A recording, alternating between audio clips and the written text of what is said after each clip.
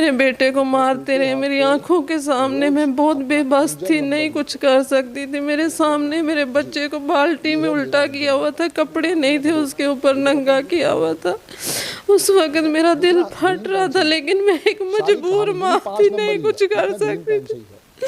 मेरे बच्चे को 6-7 लोगों ने पकड़ा हुआ था, टांगों से, बाजुओं से, और इसके बाजू जब मरोड़ रहे थे मैंने बहुत चीखे मारे, बहुत शोर किया, मेरे बच्चे को छोड़ दो ना, ये जुल्म करो। उन्होंने मेरे मुंह के ऊपर एक प्लास्टिक की थैली डाल के मुझे बांध दिया था, मेरे गले को तार से बांध दिया कि शोर नहीं करो, अगर शोर करोगी तो मारेंगे और ज्यादा।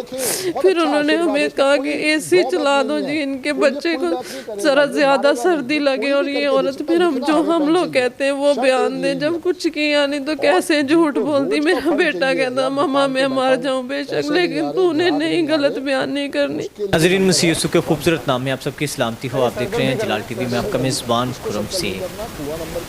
आज बहुत ही दर्दनाक स्टोरी आप लोगों के साथ जो शेयर करने जा रहा हूँ।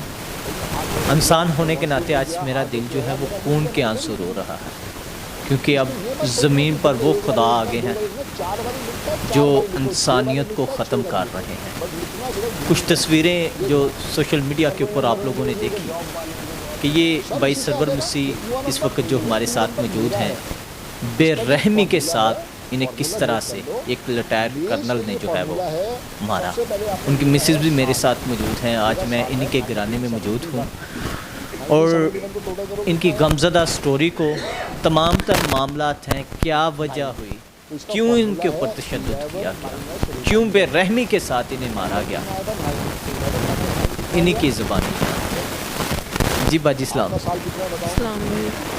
बाजी मुझे बताएं कि आप ये कर्नल साहब के यहाँ कितने अरसे से काम कर रहे हैं? भाई मैं 1.5 साल से काम कर रही थी उनके घर पे। बहुत अच्छे थे मेरे साथ, कभी भी कोई ऐसी बात नहीं हुई थी कि जिससे कोई ऐसा मसला बने। बाजी भी बहुत प्यार करती थी, चीज़ें भी देती थी, कपड़े वगैरह भी देती थी, लेकिन मुझे नहीं पता कि ये उन्होंने क्यों किया। उनकी पता नहीं सोची समझी कोई प्लानिंग थी या क्या था। अगर हमें ज़रा सा भी अंदाज़ा होता तो हम लोग किसी को कहते या खुद चौकी चले जाते। हमें नहीं अंदाज़ा था इस बात का कि हमारे साथ ये होने वाला है। जिस रात उन्होंने हमें बुलाया है फ़ोन करके, उस दिन भी हम लोग शाम को भी गए और सुबह भी गए हैं, रोज़ाना जाते रहे। अगर हम चोर होते तो कभी भी ना जाते। मालिक मकान को हम लोगों ने फ़ोन करके बताया, उन्होंने कहा आप लोग जाएं दोनों मियाँ बीवी, कोई मसला नहीं, मैं भी आपके साथ ही खड़ा हूँ। हम लोग गए हैं वहाँ पे उनके घर। जैसे उनके घर गए हैं तो कहते अंदर बैठ जाएं। ये मेरा बेटा भी साथ था, हमें अंदर बैठाया। बाहर से 4 बंदे आए हैं, उन्होंने इन दोनों बाप बेटे को ऊपर ले गए हैं, वहाँ ऊपर बंद कर दिया है और थोड़ी देर बाद ही ऊपर से मार कुटाई की आवाज़ें आना शुरू हो गई है। जी मुझे बताइएगा मेरी बहन के ये जो इनके घर में चोरी हुई है, इसके बारे में इन्होंने बैरिया पुलिस को या चौकी में इन्होंने पुलिस को कोई इत्तला की थी इनके घर में चोरी हुई भी है या नहीं हुई?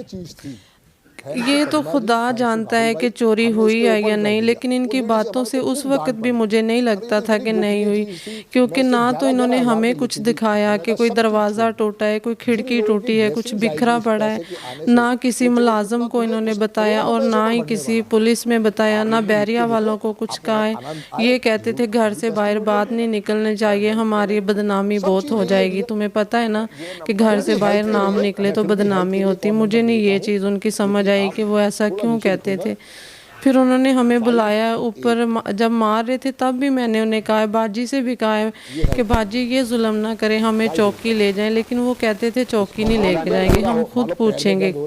तुम्हें कहते रहे बता दो, लेकिन कहा जा रहा था हम पुलिस में नहीं जाएंगे, खुद जो है ना वो पूछेंगे, खुद तशद्दुद करते रहे हैं। वो कहते हैं हमारा काम ही ये है, सारी ज़िंदगी यही कुछ किया है लोगों के साथ, तो हम लोग खुद इंक्वायरी करेंगे। उन्होंने पहले दिन जब कहा है ना कि चोरी हुई, उन्होंने टेबल पे चीज़ें रखी हुई थी, कॉपियाँ, पेंसिलें और एक मोबाइल में मेरी मतलब हरफिया बयान भी लिखा था, तुम्हारे बच्चे कितने, तुम्हारा मियाँ क्या करता है, ऐसे उन्होंने मेरी इतना सारी इंक्वायरी की थी, कहाँ से आए हो, कितने अरसे से यहाँ रह रहे हैं। और बेटा यहाँ पे मैं और घरों में भी काम करती करती हूँ, वो सारे हमें देखने भी आए हैं और वैसे भी माली इमदाद भी हमारी कर रहे हैं, लेकिन हमें इनकी नहीं समझ आई कि इन्होंने हमारे से किस चीज़ का बदला लिया। ये कर्नल नवीद साहब जो हैं, इन्होंने अकेले थे जब आपको मारा या कुछ और लोग इनके साथ थे? ये रिटायर कर्नल है, ये अपने हस्व असूल पे कि मैं पता नहीं कर्नल हूँ या पता नहीं अपने आप को खुदा समझ बैठा था ये बंदा। इसको लगता था कि पता नहीं ये लोग मैं मार दूंगा, ये बचेंगे नहीं, इनके पीछे कोई नहीं है। लेकिन हमारा जो ये ज़िंदा यस्सु है ना, जिसकी हम लोग इबादत करते हैं, उसने हमारी जान बख्शी, उसने मेरी ज़िंदगी में बहुत बड़ा मौजज़ा किया। जब इन लोगों ने हमें उनके हवाले किया, इनके 2 बेटे थे अब्बास और बाकर, वो नवीद साहब खुद थी, उनकी बीवी थी, उनकी बेटी थी। जब इन्होंने उन बंदों के साथ हमें हवाले किया, 4 लोग वो थे जहाँ पे ये हमें लेके गए हैं गाड़ियों में डाल के, वहाँ जाके 10-12 बंदे हो गए। वहाँ पे हमारे साथ बहुत जुल्म होते रहे। मैंने इन्हें वहाँ भी बड़े अल्लाह रसूल के वास्ते दिए। मैंने कहा हम जिस खुदा की इबादत करते ना, वो हमें ज़रूर बचाएगा। तब भी इन्होंने मेरी एक नहीं सुनी। कहते थे ये हो ही नहीं सकता कि तुम लोग यहाँ से ज़िंदा चले जाओ। लेकिन देख ले, मैं आपके सामने बैठी हूँ, वो बड़े बड़े मोजज़े करता है। उसने हमें बचाया और हम लोग ज़िंदा हैं आज।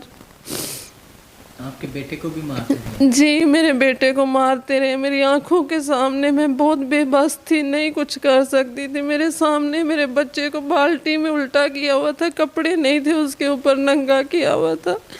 उस वक्त मेरा दिल फट रहा था, लेकिन मैं एक मजबूर माँ थी, नहीं कुछ कर सकती थी।